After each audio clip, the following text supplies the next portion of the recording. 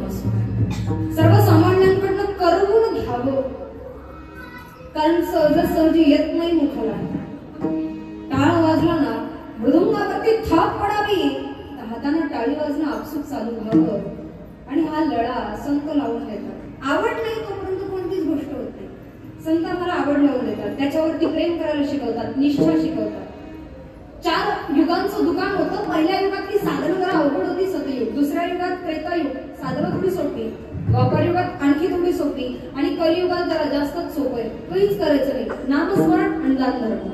कलियुगा माझी करावे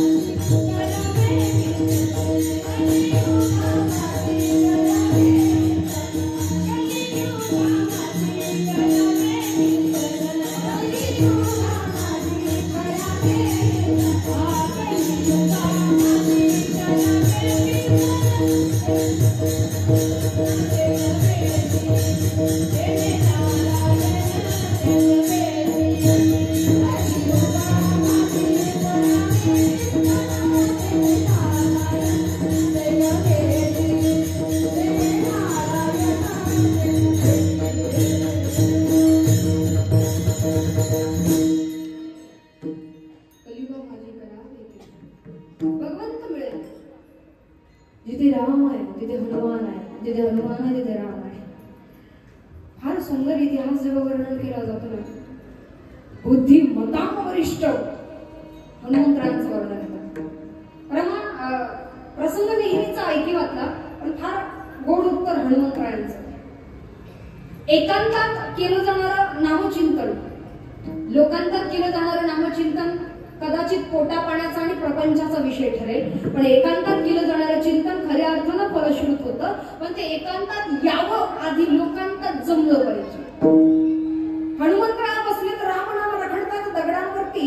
एकांतामध्ये बसून श्रीराम प्रभू डोकावून बघतायत. मनात विचार आला, आपणही रामसेतू बांधणीच्या कार्याकरता मदत करावी, म्हणून दगड जी पडलेली उचलला, पाण्यात टाकला, बुडाला. विचार केला थोडा आणखी छोटा घ्यावा, म्हणून श्रीराम प्रभू आणखी थोडा छोटा दगड घेतात, पाण्यात टाकतात, बुडाला. तिसरा घेतात, पाण्यात टाकला, बुडाला. प्रसंग नेहमीचा ऐकिवातला, पण वाक्य फार गोड आहे. विषय सोडून दिला, आपल्याला जमणार नाही, मागे फिरावं. मागे फिरावं कसं? हनुमंतराया हात जोडून उभे. श्रीराम प्रभू विचारतात, कधी आले? ते म्हणून पहिला दगडा लावला.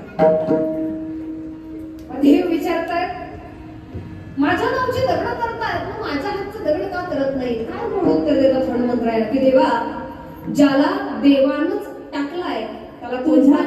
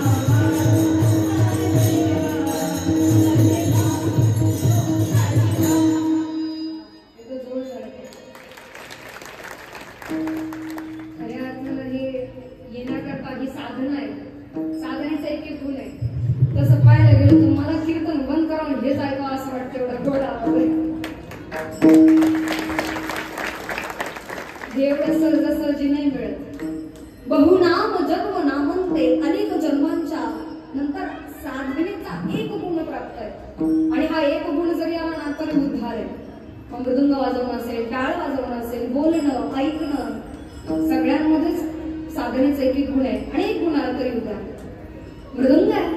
बऱ्याचदा कीर्तनाला गेलं ना 9 ते 11 तर बंदच झाले. शहराचा तर विषयच नाही 9 ते 11चा. पण 7 ते 9च्या वेळेमध्ये पण काय होतं बरं का, मग 8 वाजेपर्यंत ते चाली वगैरे पर्यंत जातं. 1 तासाचा भाग चिंतन करता असतो आणि त्याच्यामध्ये काय काय मांडल्यावर काय काय बरोबर असा प्रश्न उपस्थित होतो. मृदुंग आहे. बरीच मंडळी मृदुंगाच्या आकर्षणाला येतात.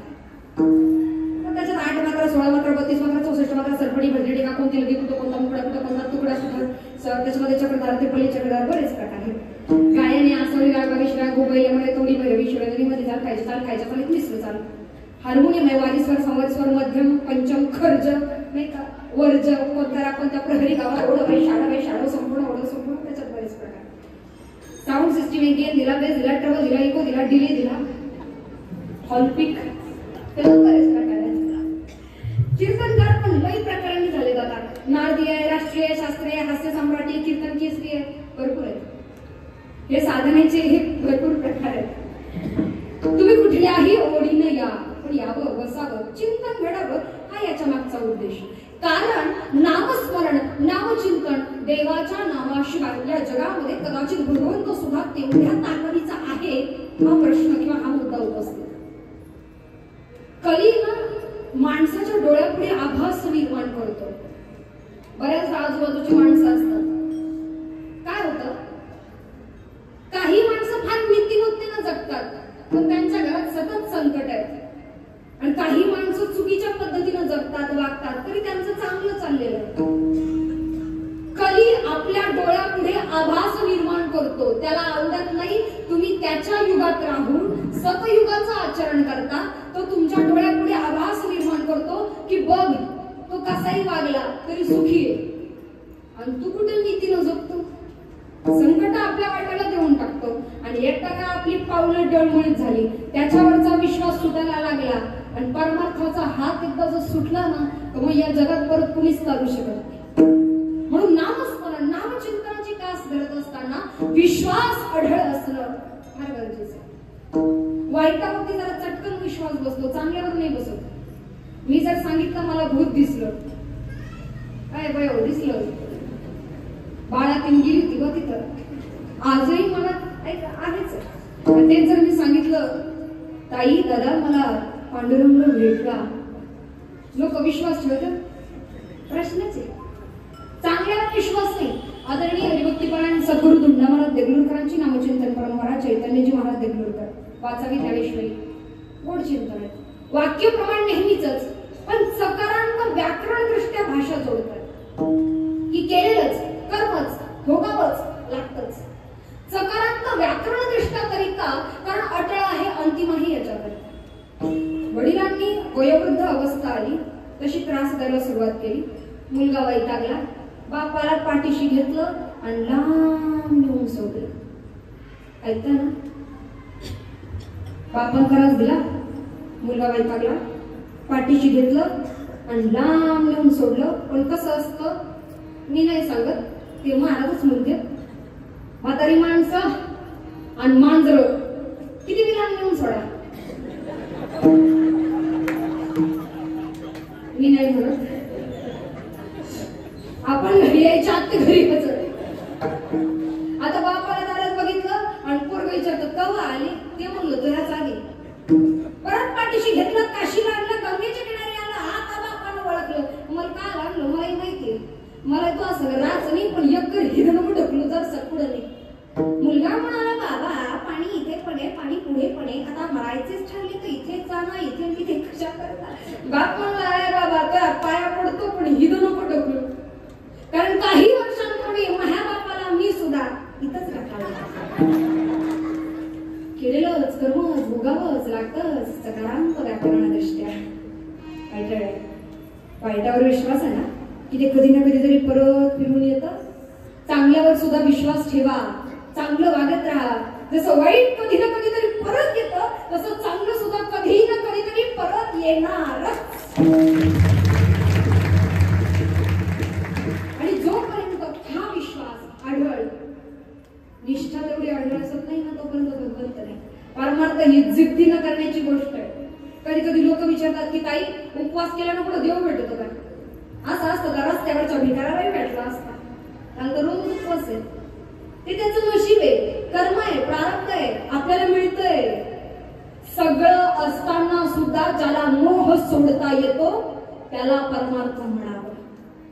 आपल्याकडे आहे, इतरांकडे असेल तसं काही नाही. मोह सोडणं म्हणजे धर्म. इतकी सोपी व्याख्या आहे परमार्थाची. परमार्थाला लय सोपा आहे, करणाऱ्याला करता येत नाही. 25 ओव्या ज्ञानेश्वरीच्या नाही वाचता तरी चालतात. एक तरी ओवी अनुभवा, निष्ठा, मनगडातली ताकद आणि देवावर विश्वास असेल ना, हातावर नसलेल्या धनरेषा निर्माण करण्याची ताकद माऊली ज्ञानोबाराया देतात. नुसता विश्वास नाही, अनुभव आहे. एक सांगू, तुम्ही ना इथे बोलणारा वक्ता लाख मोठा आणा, कुणी असू दे, बोलणारा वक्ता लाख मोठा आणा, परमार्थाची अनुभूती तुमची तुम्हालाच घ्यायची. हे नामस्मरणाचं चलन आहे ना, ते कुणी उचलून नाही देणार. ते तुमचं तुम्ही कमवायचं. बोलणाऱ्यानं बोलावं, ऐकणाऱ्यानं ऐकावं, पण ऐकणाऱ्यानं मात्र शब्द आणि शब्द अंतःकरणात साठवावं. इतकं गोड आहे म्हणतात. आता पंढरीच्या वाटेवर आलेला वारकरी, ऊन नाही, वारा नाही, पाऊस नाही, तहान नाही, चिखल तुडवत पंढरीच्या वाटेवरती यावा.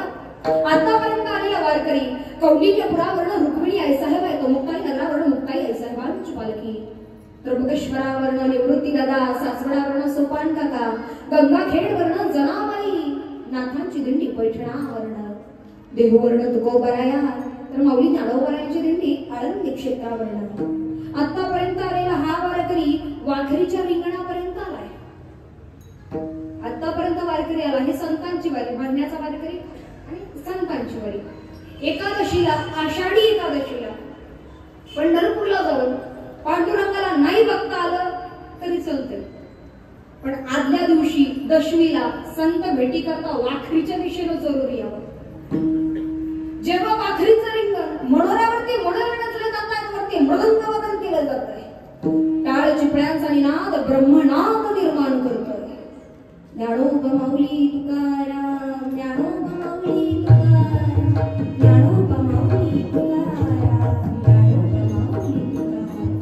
या गजरामध्ये पावलं थिरकताय. कोणी कोलांटेवड्या खेळताय, कोणी फुगड्या खेळताय, कोणी एकमेकांचं वय, पद, पैसा, प्रतिष्ठा सगळं काही विसरून एकमेकांच्या पायाला लागतंय. आणि आता मात्र हा वारकरी पंढरपुराच्या दिशेनं मानाच्या दिंड्या उभ्या राहत आहेत. सगळ्यात पुढे नामदेवळ्या घेण्याकरता आलेत. भगवंताचा लाडका भक्त आहे, सगळ्या संतांना घेण्याकरता येत आहेत. नामदेवळ्या सगळ्यात पुढे आदिशक्ती मुक्ताबाई, सर्व जनाबाई, सर्व सखुबाई, हरी महाराज, त्या ठिकाणी असणारे श्री चांगदेव, निवृत्ती दादा, सोपान काका, नाथ बाबा, तुकोबराया आणि सगळ्यात शेवटी माऊली ज्ञानोबा. शेवटीच तरी का, कारण भारही जास्तच आहे. बघा, संसार सुखाचा तरी आनंद आहे. माऊली ज्ञानोबारायांच्या चोपदराकडनं दंड उंच झाला की मानाच्या पालख्या पंढरपुराच्या दिशेने.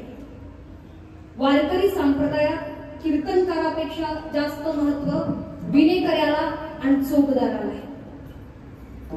आपल्याकडे कधी विना पाहण्याची सेवा झाली ना तर नशीब समजा. 10 वर्ष झाले व्यासपीठावर विण्याची सेवा तिथं अजून नाही. भाग्य लागतं, नशीब लागतं. चोपदाराकडनं दंड उंच झाला, मानाच्या पालख्या पंढरपुरात आल्यात. आताच्या वारीला होतात ना होतात नाही माहिती, मानसिक वारी तर नक्कीच करू शकतो. असं समजा पंढरपूरमध्ये आहात, पश्चिमेच्या द्वारापर्यंत आलात, गर्दी अफाट आहे. पूर्वेच्या द्वाराकडे ठराविक माणसं सोडली जातात. निव्वळ मंदिर प्रदक्षिणा जरी म्हटलं तरी लगेच नव्हती. पूर्वेच्या द्वाराकडनं आधी चंद्रभागेत जावं लागत होतं, पुन्हा वरती येऊन मग मंदिर प्रदक्षिणा. बरं, याच्यातून काहींनी ठरवलं की नाही महाराज, थेट पांडुरंगालाच बघायचं, त्याचंच दर्शन घ्यायचं. सोपं नाही ते, पण 84 लक्ष योनींचा फेरा गोपाळपुऱ्यातनं पुरा केला ना. गोपाळपुऱ्यातनं इमारत पूर्ण केली, शेवटचा फेरा आहे. आणि याला येऊन सुद्धा जर त्याला आता पाहता आलं नाही तर परत पहिल्यापासून सुरुवात आहे. आता पहिल्यापासून नगर अंतर थोडं राहिलं. समोर दिसतील चोखोबराया, डोकं टेकवा, दर्शन घ्या, पुढे निघा. समोर येईल नामदेव पायरी, डोकं टेकवा, नतमस्तक व्हा, पुढे निघा. या बाजूला दिसतील गणपती बाप्पा, दर्शन घेतलं, पुढे निघाला. पांडुरंगा आधीही ज्यांचं दर्शन त्या कान्होपात्रा, श्री संत कान्होपात्रेंचं दर्शन घेतलं आणि पुढे निघालो. गरुड खांबाच्या आलिंगनाशिवाय पांडुरंगाचं दर्शन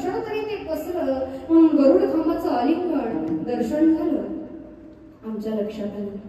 आम्ही उभे आहोत पंढरपूरच्या मंदिराच्या गाभाऱ्याच्या मुख्य प्रवेशद्वारात.